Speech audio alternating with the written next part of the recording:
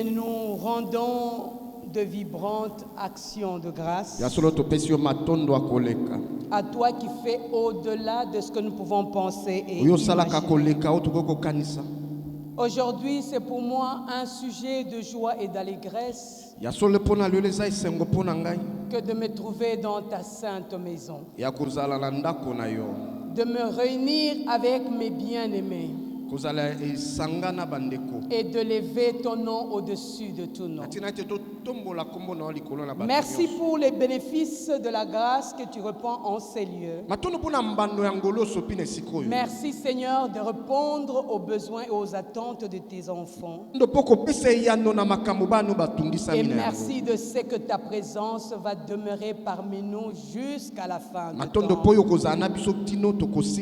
Et c'est par la foi que nous le recevons en disant 3 fois Amen. Amen. Amen. Amen. Acclamons le Seigneur. Veuillez bien vous asseoir. Merci chorale. Alléluia. Amen. Bien-aimés, c'est vraiment pour nous un privilège que de nous trouver dans la maison de Dieu ce matin. Je manque de mots, mais ma joie est grande quand je peux me retrouver avec mon mari présent dans cette maison. Nous avons un Dieu qui écoute les prières et qui exauce. Est-ce que tu ne peux pas acclamer, prendre juste une seconde, acclame ce Dieu-là.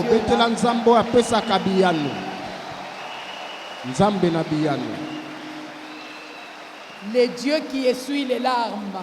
Le Dieu qui remet le sourire sur le visage. Le Dieu qui affermit et qui établit. Et je suis venu m'adresser à quelqu'un qui a longtemps pleuré. Je suis venu m'adresser à quelqu'un qui est en train de se poser 1001 questions, se demandant si réellement Dieu écoute ses prières. Mais j'aimerais te rassurer ce matin, peu importe la durée de temps, l'Éternel est celui qui exauce vos prières. Alors j'aimerais que vous soyez dans la joie et que vous disiez merci Seigneur, parce que nous avons un signe qui parle, un signe fort de quelqu'un qui était mort, mais que Dieu a ramené à la vie.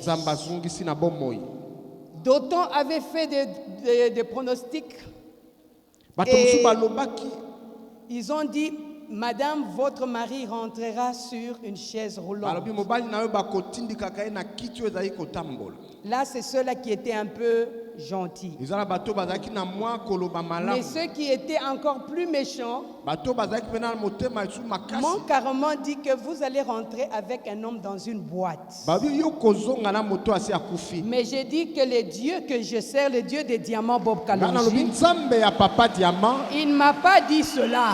De la même manière que nous étions partis, c'est de la même manière que nous allons revenir.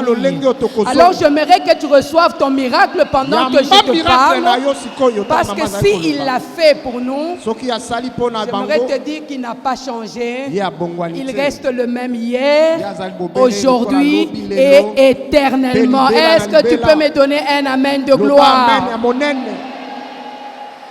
Alléluia. Amen. Bien-aimé, la fête a déjà commencé. Si toi tu n'es pas encore dans la fête, je t'invite à entrer dans la fête. Et nous allons nous entretenir ce matin sur les piliers de la foi. Parce que les choses qui vont venir après ce moment devront trouver notre foi assise stable pour déclencher le miracle qui vient résoudre les impossibilités. Pour ce faire, bien-aimés, j'aimerais nous inviter à ouvrir nos Bibles dans le livre de Romains, chapitre 5. Nous allons lire le 5 premiers versets qui dit ceci. Pendant que vous cherchez, je tiens à remercier tous les évêques, son éminence, tous les révérends, leurs excellences qui sont dans la salle. Les peuples de Dieu, nous vous aimons beaucoup. Amen. Amen. Étant donc justifiés par la foi, nous avons la paix avec Dieu par notre Seigneur Jésus-Christ, à qui nous devons d'avoir eu par la foi accès à cette grâce dans laquelle nous demeurons fermes. Et nous nous glorifions dans l'espérance de la gloire de Dieu. Bien plus, nous nous glorifions même des afflictions, sachant que l'affliction produit la persévérance. La persévérance produit la victoire dans l'épreuve, et cette victoire produit l'espérance. Or, l'espérance ne trompe point, parce que l'amour de Dieu est répandu dans nos cœurs par le Saint-Esprit qui nous a été donné. Est-ce que nous pouvons dire Amen? Amen. Bien-aimé, ce texte est en train de nous ressortir 7 grands bénéfices de la foi. 7 grands bénéfices que la foi amène pour que nous comprenions l'importance de la foi. Et Hébreu nous dit, sans la foi, il est impossible d'être agréable à Dieu. Mais il faut que celui qui croit, celui qui entre dans la présence de Dieu, croit que Dieu existe et qu'il est le rémunérateur de ceux qui les cherchent. Et ce matin, je viens dire à celui qui est à la recherche de Dieu que Dieu est en ces lieux.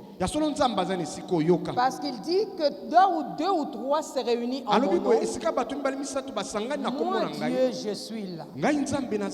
Or, nous sommes plus de 2 en ces lieux. Et je crois que si nous mettons notre foi ensemble, nous allons libérer les ciels et la bénédiction en abondance va se déverser sur nous. Bien aimé, je vais juste énumérer rapidement les 7 bénéfices que nous présente ce texte. Le premier, c'est étant justifié par la foi. 1. Nous avons la paix avec Dieu. Nous n'avons pas mérité cela. Mais le fait que Jésus soit venu et qu'il ait donné sa vie pour toi et moi, et que nous avons pris la décision de le recevoir dans notre vie, la justice de Dieu a été transférée dans notre vie. Et nous avons été rendus justice de Dieu. Et si nous nous présentons devant Dieu, ce n'est pas avec notre propre justice, mais c'est la justice de Jésus-Christ. Et il n'y a que lorsque le Père peut voir Jésus dans notre vie qu'il peut tendre cette paix qui doit entrer dans notre vie. La paix avec Dieu. Ce n'est pas la paix que les biens de ce monde peuvent te donner pour un peu de temps, mais c'est une paix qui dure sur le temps et dans la vie. Deuxième bénéfice que nous présente ce texte, nous avons accès à la grâce de Dieu. Ça veut dire à la faveur de Dieu. Et j'aimerais dire à quelqu'un ce matin que tu es entré en ces lieux, non pas à cause de tes mérites, mais il y a une grâce qui a été déversée en ta faveur. Et c'est ainsi que je peux vous déclarer avec force que vous êtes favorisés des partis. Et vous avez trouvé grâce à ses yeux. Troisième bénéfice, vous avez droit à la gloire de Dieu. Tu as cru en Jésus. La gloire est un bénéfice dans ta vie. Tu deviens partie prenante de cette gloire. Alléluia. Amen. Quatrième chose ou bénéfice, c'est la persévérance. Alléluia. Amen. Même quand bien même la situation semble impossible, comme ce fut mon cas, mais la Bible m'a rappelé qu'étant justifié par la foi, j'ai droit à la persévérance. Et j'aimerais vous dire que cette persévérance ne vient pas de moi, mais c'est la persévérance que Dieu a en moi. Alléluia. Amen. Parce que si Dieu devait tenir compte de nos erreurs, de nos échecs, Dieu pouvait se débarrasser de nous. Je me suis posé une question. Dieu crée Adam et Ève. Il les place dans les jardins. Il met tout à leur disposition. Mais ces derniers pêchent, désobéissent et quittent la présence de Dieu. J'ai dit, mais pourquoi Dieu ne les avait pas carrément enlevés? Alléluia. Amen. Pourquoi Dieu ne les a pas chassés, ne les a pas éliminés en disant ils ne sont que deux? Je peux les exterminer. Bien-aimé, j'aimerais te dire ce matin, Dieu ne vient pas déclasser les produits parce que le produit a mal agi. Mais Dieu vient fixer les produits parce qu'il en va de son honneur. Est-ce que vous m'avez bien saisi? Dieu ne vient pas parce que le produit a mal fait. Il dit je l'élimine. Non. Parce que il dit, je crée l'homme à mon image, à ma ressemblance. Ça veut dire, je suis un Dieu excellent. Je suis un Dieu parfait. Et tout ce que j'ai créé est parfait. Et quand il a créé l'homme, Dieu a dit ceci. Quand il a regardé, il dit, cela est très bon. Mais lorsque le produit dont on a déclaré que c'est très bon arrive à dévier de la voie de Dieu, est-ce pour Dieu l'occasion de l'écarter? Non. Dieu le récupère et il lui dit encore, je peux encore compter sur toi. Il te remet sur le rail, il te capacite et il te donne de réaliser au-delà. Donc pour dire, Dieu devait atteindre sa mission, alors il lui a fallu la persévérance de travailler avec des gens qui ne pouvaient pas tenir. Est-ce que tu peux acclamer le roi de gloire? Donc ce matin tu dois comprendre que s'il arrive que tu persévères, ce n'est pas par ta propre force. Dieu a persévéré, il a vaincu. Il revient à la charge et il déploie en toi la capacité de persévérer. Alléluia. Amen. Cinquième bénéfice que nous avons dans la foi, c'est la victoire. Bien-aimé, la Bible nous dit, tout ce qui naît de Dieu triomphe. à la victoire.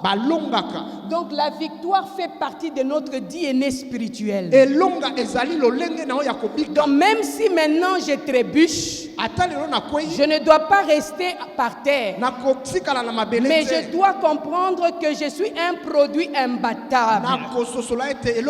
Je ne combats pas pour obtenir la victoire, mais je suis dans la victoire. Alors c'est cette parole que tu repasses à ton esprit et que tu crois, dans laquelle tu crois, il te donne de te dire, tant que je vis, je peux encore espérer. C'est cela les promesses du mois. Tant que je peux exister, tant que je peux respirer, l'échec d'hier ne va plus me rattraper dans le présent. Parce que je combats dans la victoire et non pour la victoire. Est-ce que tu peux dire Alléluia? Je viens déclarer que nous sommes victorieux. Et nous avons, Jésus a vaincu. Et il a fait de nous plus que vainqueurs. Est-ce que tu peux regarder ton voisin et lui dire, peut-être que tu sais ce qui m'est arrivé hier, qui m'a humilié. Mais aujourd'hui, je ne suis plus la personne que tu as vue hier, parce que la faveur, la grâce de Dieu a été sur moi. Et je me relève sur mes deux pieds pour proclamer la victoire en Jésus-Christ. Est-ce que tu peux dire Alléluia? Amen. Et sixième bénéfice, c'est l'espérance que nous avons en Dieu. L'espérance que nous avons dans le Seigneur. Or, la chose que tu as déjà vue n'a pas besoin que tu aies de l'espérance. Mais tu espères parce que la promesse qui t'a été faite, quand même elle tarde, j'aimerais te rassurer qu'elle arrivera. Et tu devras espérer contre toute espérance, parce que l'espérance ne trompe jamais. Et septième bénéfice, c'est l'amour de Dieu. L'amour de Dieu. Mon frère, les hommes peuvent ne pas t'aimer. C'est parce qu'ils ignorent qui tu es. Ils ignorent de quoi tu es capable. Mais si tu reviens à celui qui t'a créé, il te dit, malgré ta taille, malgré tout ce que tu es, moi Dieu, je te garantis mon amour. Alors j'aimerais que tu commences à tomber amoureux de toi-même, parce que le Créateur des cieux t'aime déjà. Peu importe les circonstances, peu importe les situations, rappelle-toi des bénéfices de la foi. Parce que tu as cru, et bien l'Éternel a libéré en toi son amour. Et cet amour a un nom. Cet amour est une personne.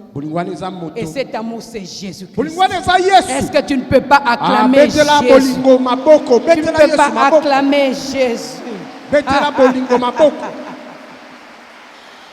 Donc proclamer Jésus, proclamer l'évangile de Dieu, c'est toucher au cœur de cet évangile. Et le cœur de cet évangile, c'est quoi? C'est la justice que révèle la foi dans notre vie. L'évangile, ou le cœur de l'évangile, c'est la justice de Dieu qui est révélée par la foi. Lisez avec moi dans Romains chapitre 1, nous allons lire le verset 17. Il dit, parce qu'en lui est révélée la justice de Dieu par la foi. Et pour la foi, selon qu'il est écrit, le juste vivra par sa foi ou par la foi. Donc l'évangile a un cœur. Et ce cœur, c'est la justice de Dieu qui nous est révélée par la foi. Et lorsque cela nous est révélé et que la foi naît, nous ne marchons pas selon ce que nous voyons, mais nous marchons selon les choses qui ne sont pas encore visibles, mais que nous appelons à l'existence parce que nous avons cru. C'est pour cela que nous parlons. Alléluia. Amen. Dieu me dit que là-bas, il y a une maison. Mais pasteur Alex vient me dire, non, maman, c'est un poteau. J'ai dit, pasteur, c'est une maison. Parce que Dieu a dit que c'est une maison. Ce poteau va s'arranger pour devenir une maison. Alléluia. Amen. Donc j'aimerais te dire, si tu es un homme de foi ou une femme de foi, tu ne dois pas te contenter de ce que les yeux physiques voient. Tu ne dois pas te contenter de ce que les hommes disent. Mais laisse que Dieu libère la parole, ce qui est vérité. Et quand la parole est libérée, ta responsabilité et la mienne est de croire dans cette parole. C'est ainsi que Paul pouvait dire, j'ai cru, c'est pourquoi j'ai parlé. Nous aussi nous croyons. C'est pour cela que nous déclarons que la maison est là et nous appelons cette maison à l'existence. Et cela va s'accomplir. Est-ce qu'il y a quelqu'un qui peut acclamer la foi révélée par la justice?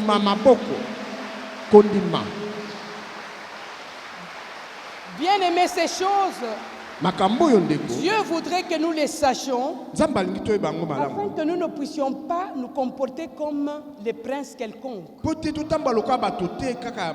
le monde pleure, toi aussi tu pleures. Mais arrive là où les gens pleurent, demandez aux gens pourquoi vous pleurez. Oh, nous pleurons par rapport à ceci. Mais tu dis, mais cette histoire que vous voyez ici n'existe pas. Lève-toi. Parce que la chose dont tu as besoin est là. C'est cela la foi. Comme j'ai dit qu'un homme de foi, on l'appelle un fou de Dieu.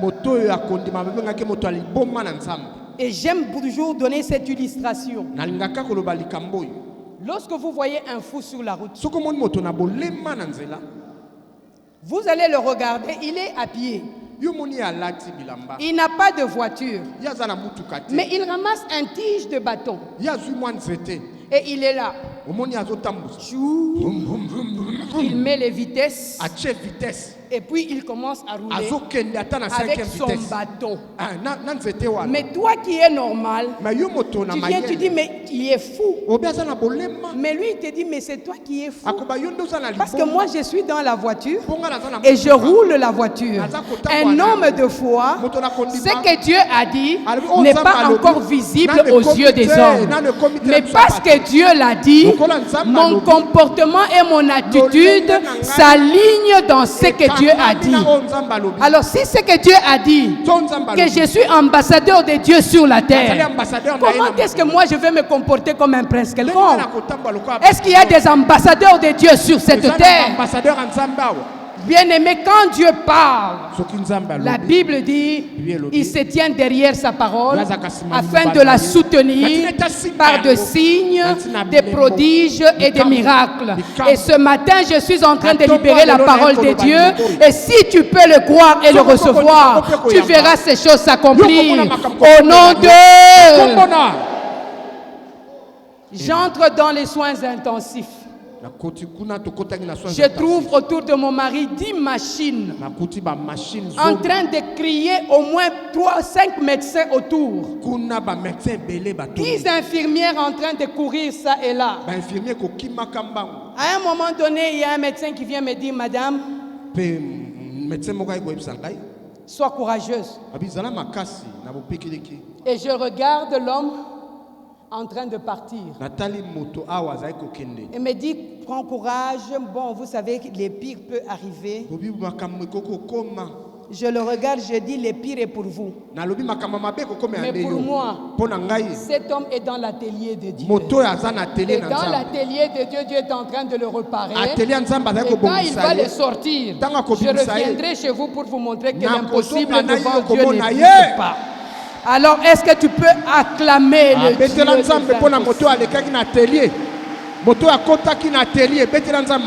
un homme de foi est un homme fou. Il ne raisonne pas selon la logique humaine.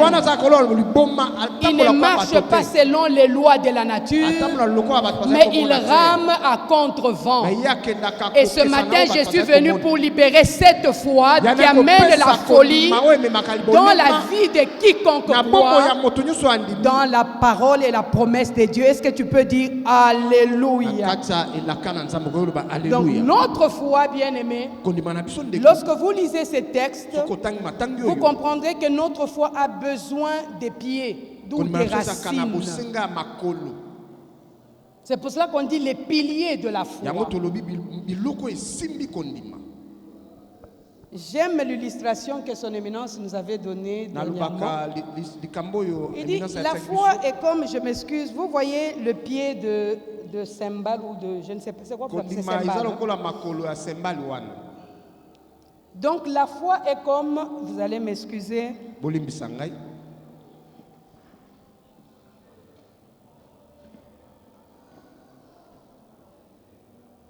c'est ça la foi.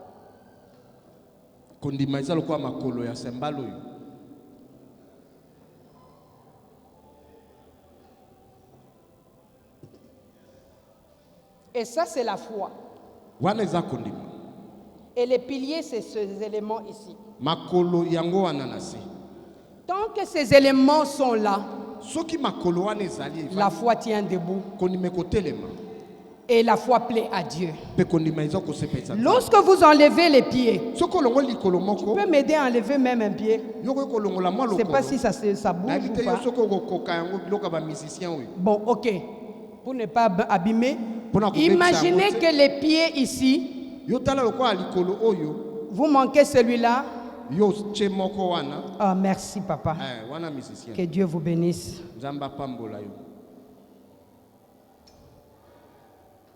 Maintenant, aide-moi parce que je ne vais pas casser. Hein?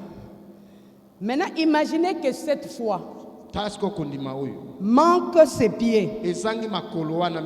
Ça veut dire qu'il a besoin qu'on les soutienne. Ou soit il fait quoi? Il tombe. Alors la foi sans les piliers, sans les éléments, c'est une foi qui est par terre. Merci papa. Et ce matin, il y a beaucoup de foi qui sont comme ça, dont les piliers ne sont plus. Mais je viens pour libérer la parole, afin que les pieds qui avaient manqué soient restaurés, afin que votre foi se tienne debout devant le roi de gloire. Et Dieu ne peut honorer que la foi qui est debout. Donc les pieds donne à la foi des racines. Alléluia. Les racines ont pour mission de nourrir la foi, de prendre la sève et d'amener ça dans la foi. Afin d'affermir la foi, les racines amènent la stabilité. Elle amène l'équilibre. Et tout celui qui dit qu'il y a la foi mais qui n'a pas de pieds ou de racines est déséquilibré. Tantôt Akimiyawa. Alobi Nzamba Zali Kotoyo. Oh non, prophète Alobi Boye. Mais celui qui a les racines dont la foi est plantée dans la parole de Dieu, personne ne peut le bouger, personne ne peut le déstabiliser, parce qu'il est équilibré, il est stabilisé et sa foi produit des résultats. Est-ce que tu peux dire Alléluia? Alléluia. Et le sujet de mon message ce matin, nous allons parler du deuxième bénéfice de la foi. Le deuxième bénéfice de la foi, qui est la grâce de Dieu, ou la faveur de Dieu pour notre mission. Bien-aimés, nous sommes sauvés pour servir. Nous sommes gagnés à Christ Jésus parce qu'il y a une mission que nous devons réaliser dans ce monde. Pour cela, j'aimerais nous inviter à ouvrir nos Bibles dans le livre de Esther. Nous allons lire le chapitre 2, le verset 9. Esther 2, le verset 9. La Bible nous dit ceci. La jeune fille le plus, il s'agit d'Esther, et trouva grâce devant lui, et ce dernier s'empressa de lui fournir les choses nécessaires. Dis avec moi les choses nécessaires. Alléluia. Des choses nécessaires pour sa toilette et pour sa substance.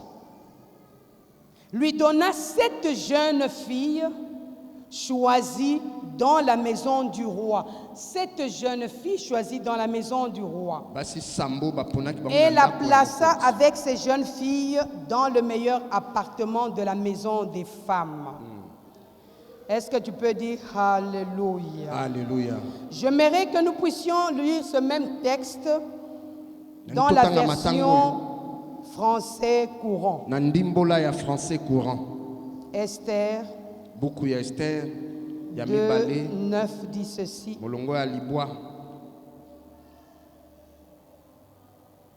Elle plut beaucoup à celui-ci et gagna sa faveur. Il s'empressa de lui fournir tout ce qui était nécessaire à ses soins de beauté et à son entretien. Il lui procura 7 servantes choisies dans le personnel du palais et l'installa avec elle dans le meilleur appartement du harem. Vous connaissez tous l'histoire d'Esther. Vous savez qu'elle était esclave. Et vous savez qu'elle était aussi orpheline.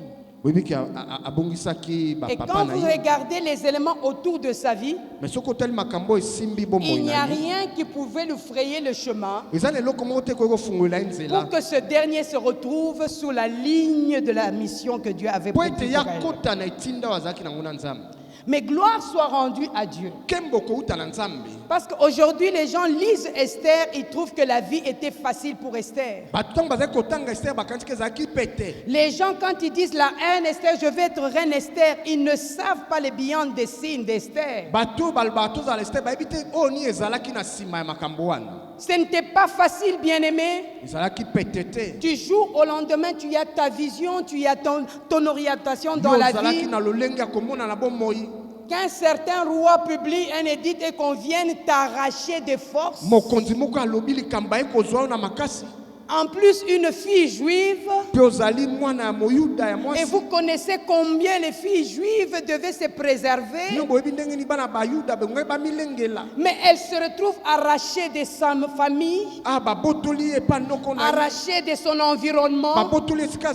Et elle se retrouve dans une foule de filles. Ça veut dire la vision d'Esther était morte. Le stress, la douleur qu'avait cet enfant.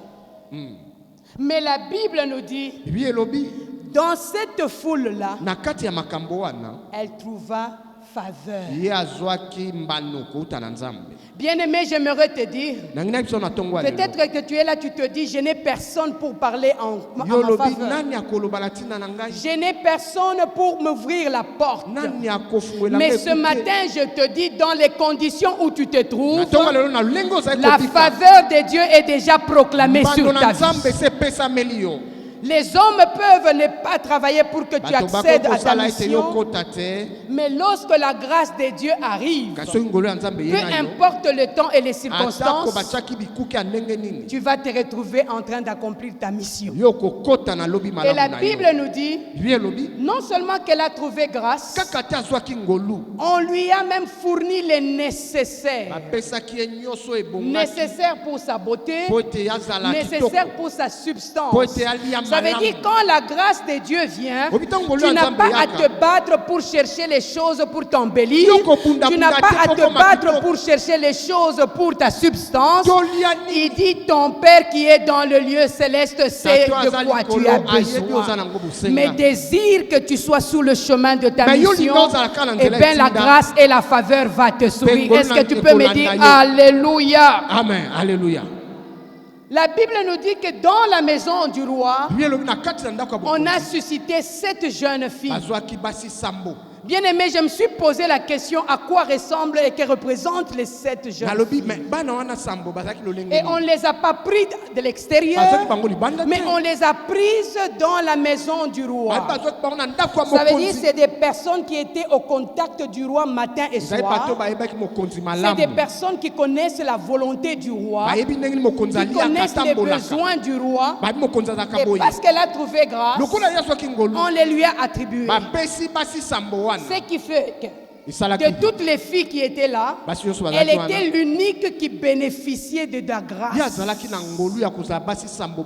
Mon frère, ma soeur, j'aimerais te dire ce matin, même s'ils sont nombreux, ils ont des grands diplômes, ils ont des grandes connaissances, mais si tu peux t'accrocher à la faveur de Dieu ce matin, tu vas les battre tous.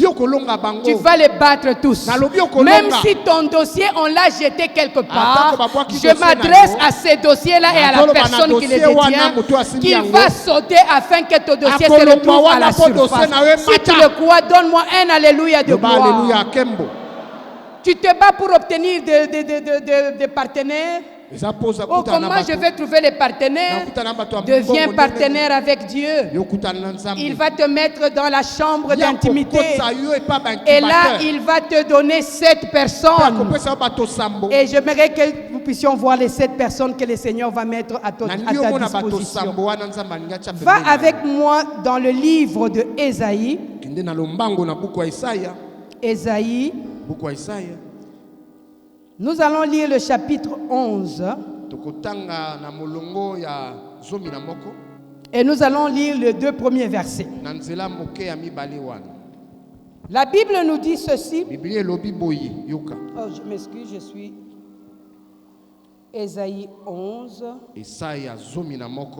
Il dit, un rameau sort du vieux tronc de Jessé. Un rejeton pousse de ses racines. Verset 2. L'Esprit du Seigneur est sans cesse avec lui. Deuxièmement, l'Esprit qui donne sagesse et discernement est avec lui. L'Esprit qui donne l'aptitude à décider, à être vaillant est avec lui. L'Esprit qui fait connaître le Seigneur et enseigne à l'honorer et avec lui. J'aimerais te dire ce matin, Égée représente le Saint-Esprit que Dieu met en ces lieux et qu'elle a donné à Esther. Et comme le Saint-Esprit, quand il vient, il ne vient pas seul. L'Esprit de Dieu vient avec 7 commandos. L'Esprit de l'Éternel pour te prendre en charge. Il vient avec l'Esprit d'intelligence et de sagesse. Il vient avec l'Esprit de connaissance et de discernement. Il vient avec l'esprit du conseil. Et tous ces éléments viennent pour travailler afin que tu sois agréable aux yeux du roi.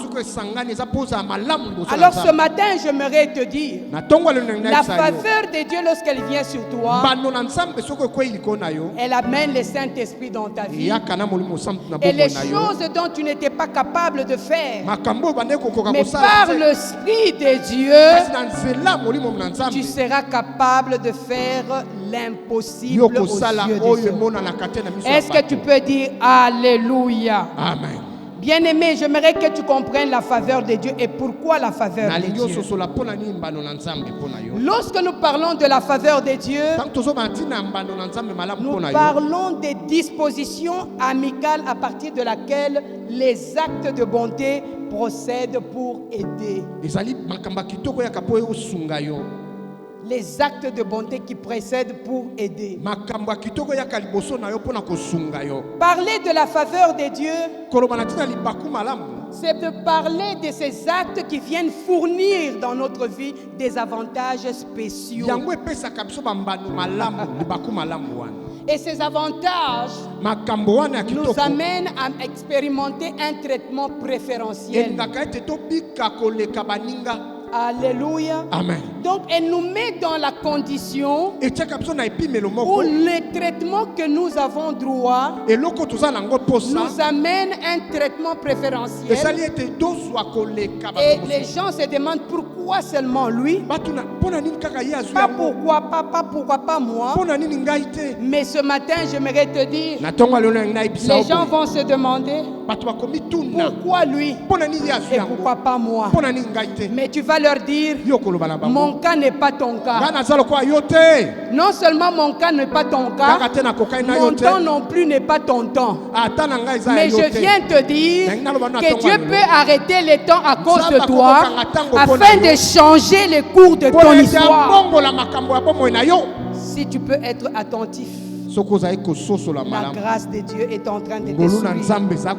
Bien-aimé, j'aimerais que nous puissions comprendre que lorsque la faveur de Dieu arrive, elle vient avec le temps qui est fixé par Dieu. Alléluia. Amen.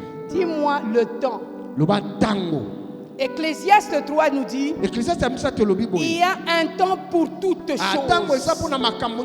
Il y a une saison pour toutes choses. Et aujourd'hui, c'est la saison que Dieu libère pour que tu accèdes à la pluie de l'avant et de l'arrière-saison. Un temps qui va mettre fin à la sécheresse et un temps qui va amener la pluie de l'abondance qui va changer ton allure. Le temps qui va changer ton aspect et faire que le monde s'étonne en te voyant. Alors si tu peux le croire, bien-aimé, tu verras cela s'accomplir. Esther est arrivé. Il a reçu toute cette grâce. Mais comme son temps était venu, la Bible dit, les filles partaient, elles revenaient encore. Elles partaient. Le roi disait toujours, pas celui-là, pas celle-là. Mais quand le temps d'Esther avait suivi, et j'aimerais dire à Logosrema, c'est ici ton temps. Le temps où le Seigneur est en train d'enlever l'opprobre sur toi et te faire porter une habit de gloire, une image glorieuse. Logosrema, toi qui étais courbé, je viens annoncer le temps de relève, le temps où tu vas regarder tes ennemis qui se moquaient, parce que l'onction de la faveur de Dieu est sur toi. Tu vas parler un autre langage et les rois vont se prosterner devant ta parole parce que Dieu est avec toi. Est-ce que tu peux dire Alléluia? Esther a trouvé cette grâce. Quand elle est entrée chez le roi, vous connaissez l'histoire. Le complot était là. On devait éliminer les peuples juifs. Mardoché vient. Dit Esther, tu ne sais pas que c'est pour des temps comme celui-ci. Logosrema, tu ne sais pas que c'est pour des temps comme celui-ci. Que tu es resté pendant 30 jours en train de crier dans la présence de Dieu. Parce que Dieu veut faire quelque chose. Esther dit, on ne m'a pas appelé. La loi prédit que si je me présente sans que le roi m'appelle, on va me tuer. Et dit, si tu restes sans agir, et toi et ta famille, vous allez périr. Mais quand cette parole est entrée, elle dit, tu ne sais pas que c'est pour de temps comme celui-ci. Mon frère, tu ne sais pas que c'est pour de temps comme celui-ci. Que Dieu t'amène dans sa maison, que tu entendes ces choses.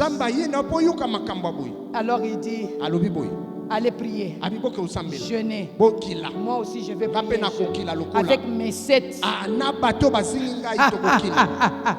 Avec ces vaillants que l'Esprit a répandus dans ma vie. Et après quoi, je me présenterai devant le roi. Esther était morte pour avoir fait cette déclaration.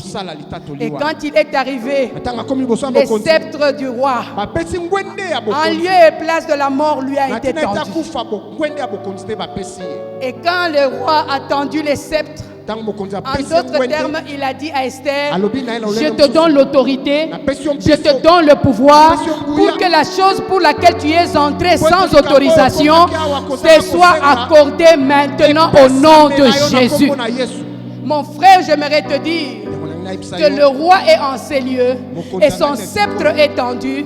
Si tu peux le recevoir, le pouvoir, l'autorité va t'accompagner dans ce que tu as à faire. Et si tu le crois, dis, je reçois le pouvoir, je reçois l'autorité et rien ne va m'arrêter sur le chemin. Je suis redoutable dans la présence de Dieu. Je suis imbattable dans la présence de Dieu. Il peut venir comme une grande armée, mais seul avec les sceptres de l'autorité. Mais je peux renverser mes ennemis et proclamer le règne de Dieu. Et ce matin, j'aimerais te dire, Logos Rema, ne pleure pas, essuie tes larmes, porte tes habits royaux, parce que le roi t'a tendu le sceptre de l'autorité. Et lève-toi, entre devant les situations. Ce qui t'avait fait pleurer hier, aujourd'hui, tu vas le regarder, tu vas te moquer, parce que l'huile fraîche est en train de couler sur toi et te donner pouvoir sur tes ennemis. Est-ce que tu peux te dire Alléluia? Alléluia. Avec l'huile du Seigneur sur toi, tu peux faire des exploits. Alors regarde ton voisin, dis-lui voisin. Vas-tu toujours rester dans ton état là où tu es? Le sceptre de l'autorité t'est tendu. Est-ce que tu peux regarder la situation qui t'a fait pleurer hier et te moquer de lui? Est-ce que tu peux changer les cours de l'histoire? Non seulement que le roi tend le sceptre, le roi dit écrivez de nouveaux décrets et les scellez-les avec mon anneau. Écrivez les paroles que vous voulez que cela se fasse. Et ce matin, tu vas écrire un nouveau décret sur ta vie. Aujourd'hui, tu vas écrire un nouveau décret sur ta situation, parce que les paroles que tu vas décrire seront scellées. Et quand elles seront scellées, elles vont s'accomplir certainement. Est-ce que tu peux dire yes? Bien-aimé, je vais te donner les bénéfices de la faveur. Il me reste combien de minutes? Les bénéfices de la faveur. Bien-aimé, quand la Bible dit que nous avons été justifiés par la foi, ça dit beaucoup de choses. J'ai dit bien beaucoup de choses. Première faveur ou premier bénéfice de la faveur, vous pouvez le lire dans Genèse 39, le verset 22. Il dit ceci. Je ne lis pas les textes, je donne juste le bénéfice. La faveur de Dieu permettra à votre rêve de se réaliser dans des situations impossibles. Dans des situations impossibles. As-tu une situation impossible? Désire seulement la faveur de Dieu. L'impossibilité est la nourriture que aime la foi. Là où il y a les impossibilités, la foi vient. Il confond. Il n'y avait pas de pont, il jette les ponts. et tu te retrouves de l'autre côté. Deuxième faveur de ou bénéfice de la faveur. Vous pouvez lire le texte de Exode chapitre 3, le verset 21. Joël chapitre 2, le verset 23 à 27. Et nous disons ceci, que la faveur de Dieu entraîne la restauration de tout ce que l'ennemi vous a volé. C'est quoi que l'ennemi t'a volé? Tu n'as pas besoin de te battre avec tes ennemis. Mais tu as besoin que la faveur de Dieu soit. Parce que Dieu s'occupe de tes ennemis et donne instruction à ceux qu'ils donnent en retour tout ce qu'ils ont volé. Ils ont volé ta richesse. Tu vas aller au parquet, tu vas dépenser tout l'argent. Mais rentre dans les lieux intimes avec Dieu. Désire que la faveur de Dieu vienne. Mon frère, ma soeur, tu vas sourire. On t'a volé la santé. Il dit dans les meurtrissures de Christ, vous avez la guérison. Les médecins peuvent dire c'est fini pour toi. Mais quand la faveur est là, tout va pour le mieux. Bien-aimé, comprends que la faveur va initier des transferts impossibles dans le monde. Tout celui qui détient ce qui est à toi. Je m'adresse à lui, il entend cette parole.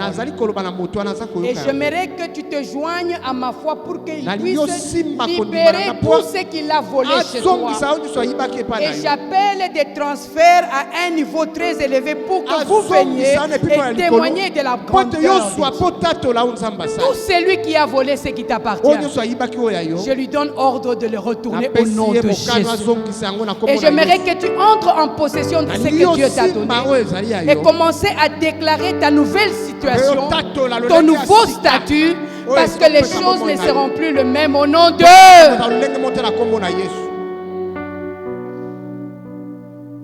Troisième faveur. Vous pouvez lire Psaume 44, le verset 3. Bien-aimé, la faveur de Dieu vous assure la victoire dans toutes les situations. Les victoires dans toutes les situations. Et je déclare que les ennemis de votre destin ne réussiront jamais sur votre chemin. Vous êtes des hommes et des femmes de destin. Prenez conscience de qui vous êtes et déclarez et dites, si ce n'est à ma parole, les choses vont s'accomplir. Est-ce que tu peux dire Alléluia? La victoire est pour toi et tu dois le posséder en Jésus-Christ. Quatrième bénéfice de la faveur. Exode chapitre 11, le verset 3.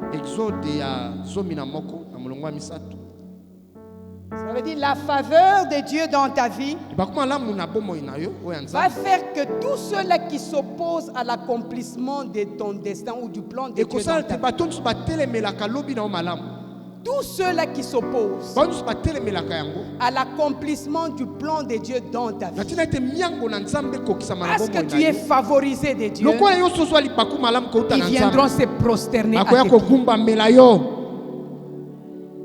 Ne cherche pas, ne force pas les choses. Attire-toi le regard de Dieu. Deviens ami avec Jésus. Laisse l'Esprit de Dieu t'instruire et t'orienter sur le chemin, les décisions que tu dois prendre. Et bien, tous ceux-là qui se sont levés contre ton plan vont venir à tes pieds pour te mourir. Joseph l'a vécu.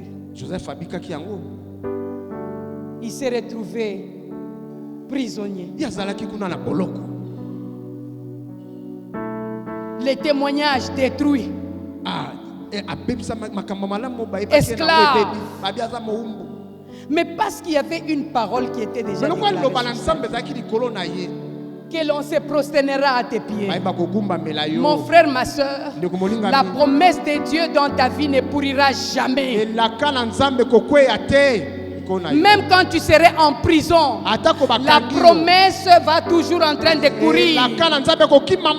Et la Bible dit, Dieu fixe un temps à chaque promesse qu'il met dans ta vie. Ne te bats pas. Ne cherche pas à courir avant le temps. Mais dès que le moment va arriver, on viendra te sortir de la prison sans qu'on ait jugé. On dit changez-les, faites-lui porter des habits princiers, parce qu'il doit se tenir devant le roi. Donc Joseph est passé directement de la prison sans passer par le tribunal, mais il s'est retrouvé à la tête comme prince. Qui accusera les élus de Dieu? C'est Dieu qui justifie. Et je viens te dire ce matin, il n'y a plus de condamnation parce que tu crois en Jésus. Bien-aimé, de la prison, tu vas siéger avec les grands. J'aimerais que tu commences à voir la vision, la promesse que Dieu t'avait dite. J'aimerais que tu la ramènes à ton esprit. J'aimerais que ta bouche la déclare et que tu changes d'attitude, parce que l'attitude est déterminante dans l'accomplissement du plan de Dieu. Et tu verras ces choses s'accomplir. Est-ce que tu peux dire Alléluia? Alléluia. Amen. Cinquième faveur, je vais m'arrêter au cinquième parce qu'il y en a tellement. Exode chapitre 3, le verset 21. La faveur de Dieu lorsqu'elle vient dans ta vie, elle a pour mission de briser le joug de la pauvreté. Je déclare que le joug de la pauvreté est en train de sauter sous la grâce et la faveur. Bien-aimé, est-ce que vous savez que la pauvreté est un état d'esprit? C'est un état d'esprit. Et si tu laisses cet esprit te posséder, tu resteras dans la pauvreté. Mais quand la faveur arrive, elle te rappelle que tu as droit aux promesses. Elle te rappelle que tu es héritier. Mon frère, tu vas te lever là où tu es et sortir. Et personne ne va t'arrêter parce que le ciel a déjà décrété et cela va s'accomplir. Est-ce que tu peux dire Alléluia? Alléluia. Toutes ces choses, c'est bien.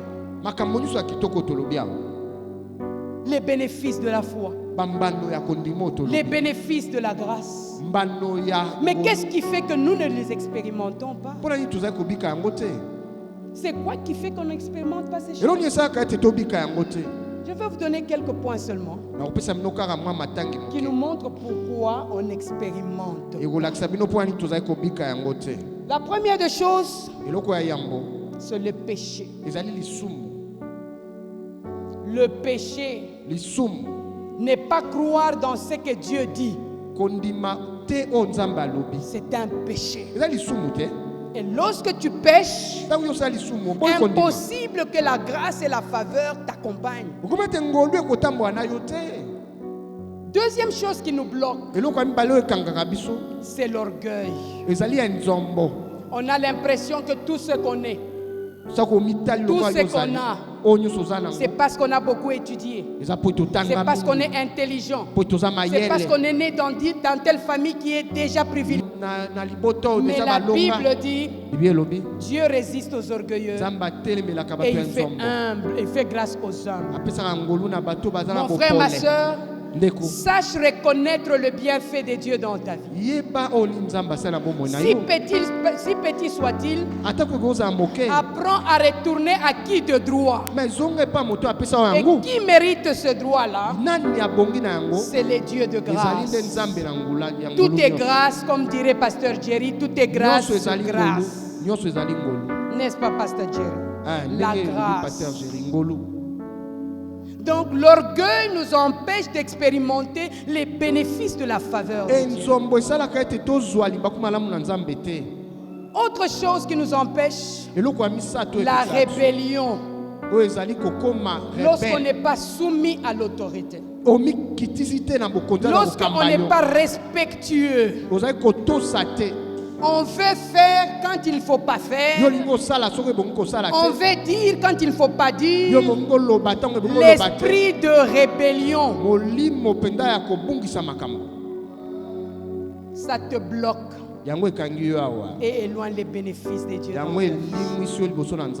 Et Dieu voudrait que tu comprennes, ne peut accéder à ses voies, ne peut accéder à ses instructions, que la personne qui peut s'asseoir à ses pieds et être humble.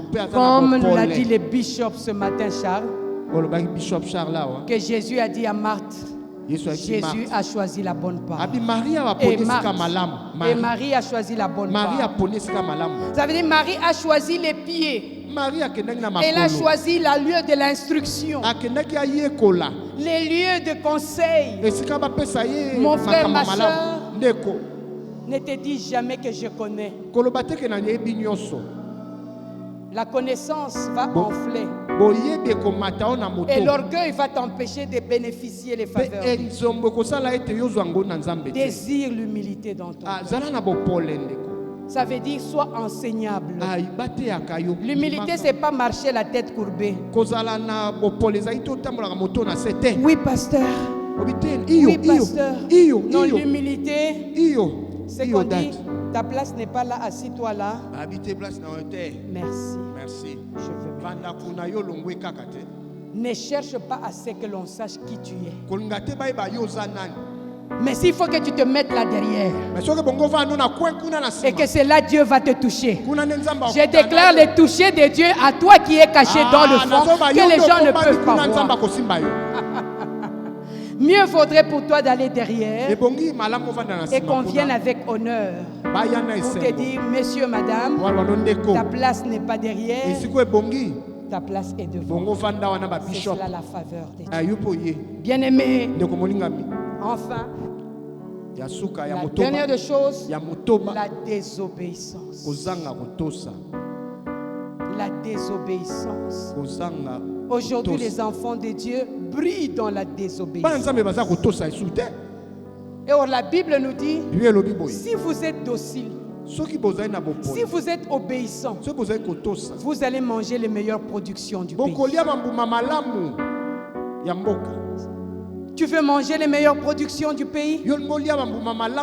Tu veux accéder au lieu où Dieu te veut? Sois obéissant. Et la Bible dit, Dieu prend plaisir à l'obéissance qu'au sacrifice. Tu peux amener des millions. Si tu n'es pas obéissant, c'est une peine perdue.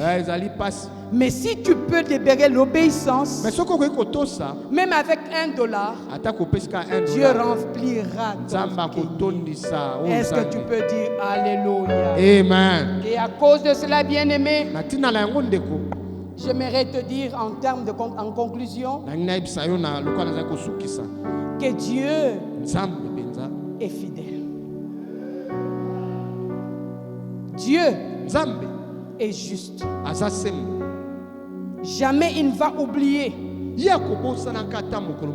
un service que tu as rendu. Et s'il l'a fait pour Esther, s'il l'a fait pour Joseph, pourquoi pas pour toi?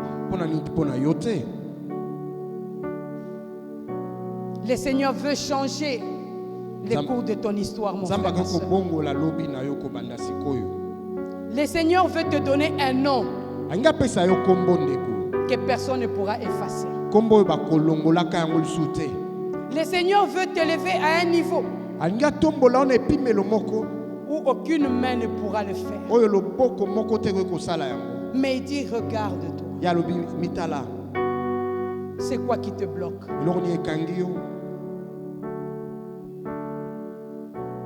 C'est quoi qui t'empêche?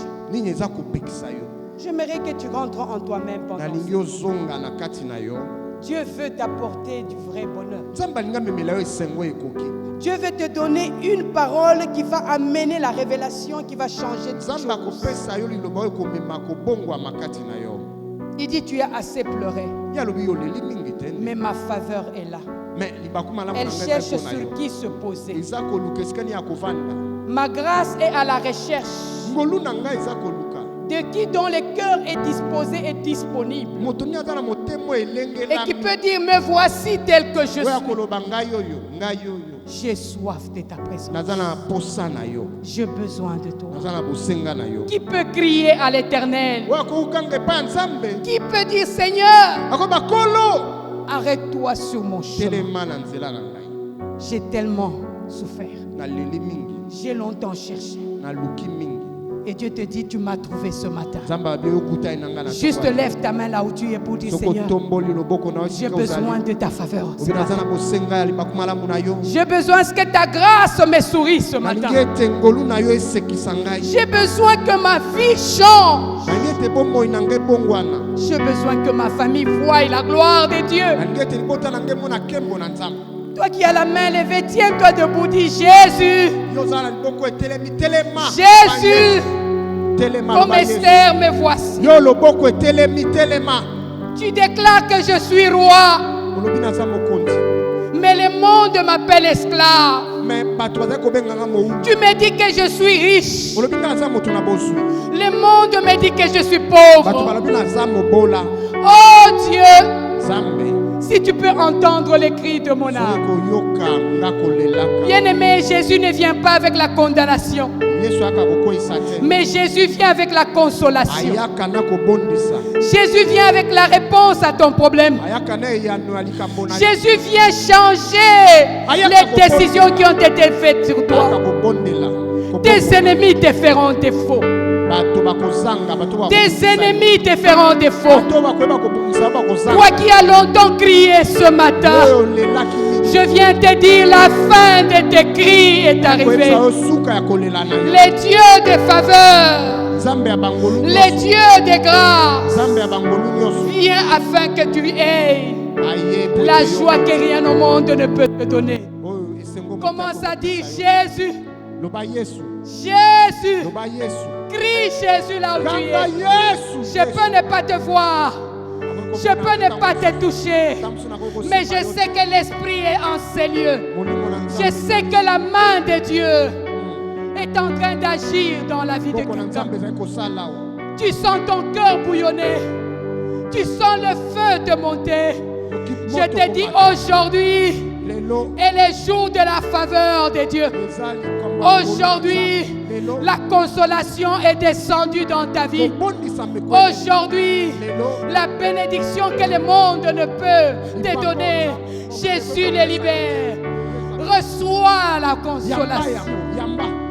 Tu es béni à vie. Tu es béni à vie. Parce que le Dieu que tu es venu chercher est celui qui ouvre les portes là où les hommes ont fermé. Et personne ne pourra le refermer. Oh, merci Seigneur. Élève ta voix. Commence à bénir le nom de Jésus. Ne pleure plus. Ne pleure plus. Élève ta voix. Sois dans la joie. Déclare les choses que Dieu a dites. Parce que cela va s'accomplir. Proclame le nom de Jésus. Le secours est déjà sur ton chemin. Le Dieu des cieux va te donner du succès. Et je déclare ce succès entrer en effectivité maintenant dans ta vie. Parce que notre Dieu a décidé de changer le cours de ton histoire.